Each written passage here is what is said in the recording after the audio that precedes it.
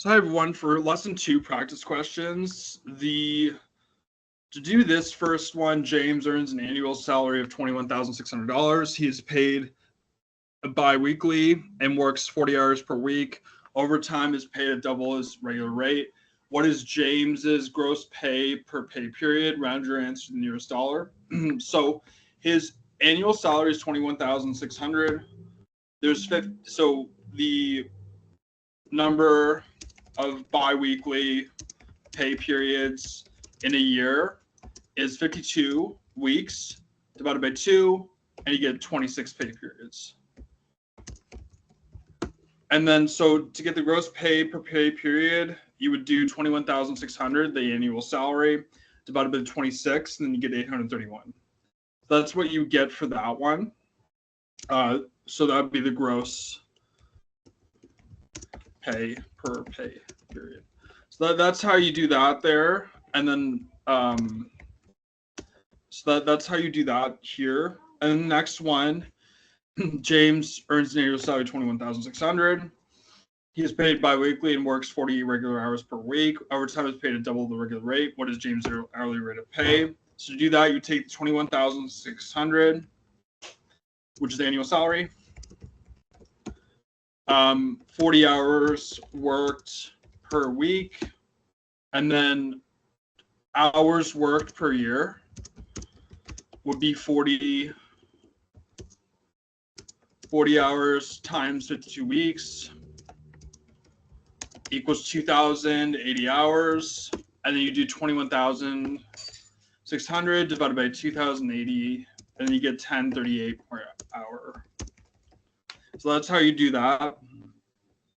And then for question 3, how you would do this is how many overtime hours did James work? His gross pay per pay period was 1,180.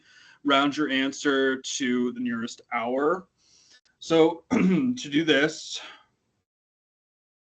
the regular pay per pay period we got, so it's 831 from this question. So we got 831. So we'll have to use this. So let's copy this, copy, and then we'll use this to do this. So we'd have to do 1,180 from the question minus 831. Then we get 349, which is overtime pay. And then James is paid double for overtime hours. So 1038 is hourly pay. So 1038 times 2 equals overtime pay of 2076.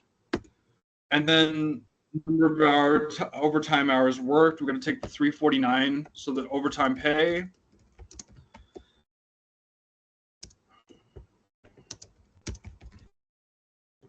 divided by overtime pay per hour. And then we get 349 divided by 2076, and then we get 17 hours. So we get that. And then, yeah, Mia earned a total of $452.75 in gross earnings last week. Her compensation includes a base salary of $375 and a commission of 5% on net sales exceeding her weekly quota of $7,000. What were Mia's total net sales for the week if sales returns were $250?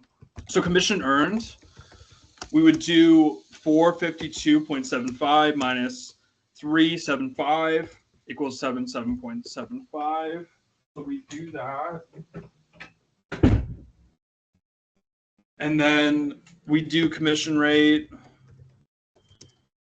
equals 5%. So we'd have to do the 77.75 divided by 0.05 equals 1,555. And then total net sales equals the 7,000 quota plus 1,555 equals 8,555. And then sales returns were 250, so we'd have to add that to the 8,555.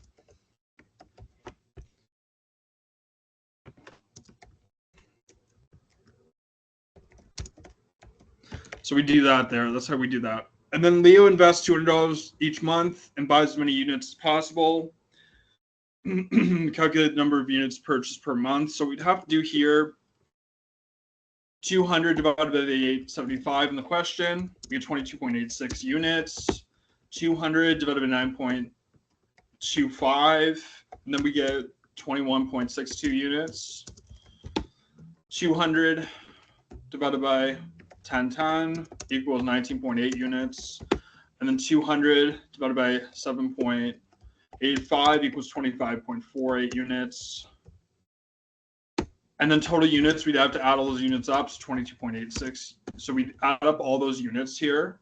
Then we get 89.76 units. Total amount invested. We would do 200 times 4. So all the 200s here times, so all the 200s here, it's 800. And the average price per unit.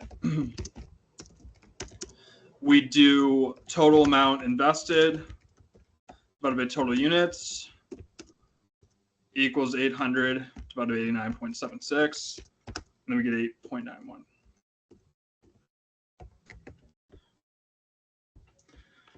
And then for this number 6 here, we'd have to take the, so we'd have to take the 89.76 units we got from the last question and then multiply it by the 915 in this question. And then we get 821.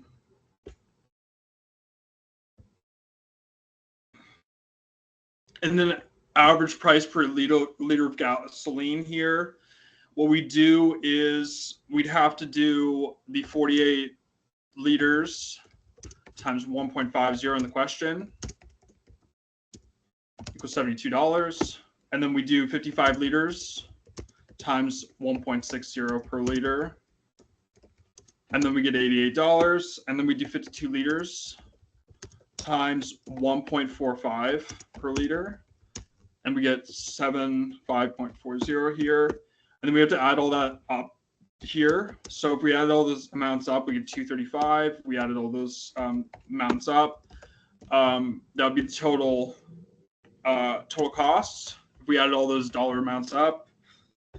And then here, the next one, the total liters. If we add up all the liters up here, we get 155 liters.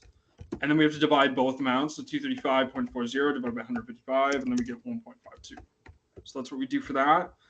And then question 8, we take the 235.40 divided by 155 liters from the question above times 10, and then we get 0.15.